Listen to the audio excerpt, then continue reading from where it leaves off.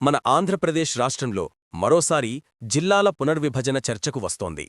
కొత్త జిల్లాలు ఏర్పాటుపై ప్రభుత్వం వేగంగా కసరత్తు చేస్తోందట. మరి ఏ ప్రాంతాలకు కొత్త జిల్లాలుగా ఛాన్సుందో చూద్దాం. నేపథ్యం: తెలుగుదేశం ప్రభుత్వం ఏర్పడిన తర్వాత జిల్లాల పునర్వ్యవస్థీకరణపై ప్రత్యేక దృష్టి పెట్టింది. ఇప్పటికే ఈ అంశంపై స్టడీ చేయడానికి మంత్రివర్గ ఉపసంఘం ఏర్పాటు చేశారు. ఈ కమిటీ ప్రస్తుతం రాష్ట్రవ్యాప్తంగా డేటా సేకరిస్తోంది. మార్కాపురం జిల్లా అవకాశం: ఎన్నికల సమయంలో సీఎం చంద్రబాబు మార్కాపురం కేంద్రంగా కొత్త జిల్లా ఏర్పాటు చేస్తామని ప్రజలకు హామీ ఇచ్చారు. ఇప్పుడా హామీ నిజమవుతున్నట్లు తెలుస్తోంది. మార్కాపురం జిల్లా కోసం అవసరమైన భౌగోళిక పరిపాలనా సదుపాయాలన్నీ కూడా ఉన్నాయని అధికారులు చెబుతున్నారు. అందుకే ఇది ఆల్మోస్ట్ ఫైనల్ అయిందనే సమాచారం వస్తోంది.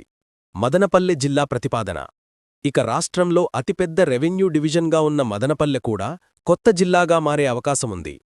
ఈ ప్రతిపాదనను ప్రభుత్వం పరిశీలనలోకి తీసుకుంది.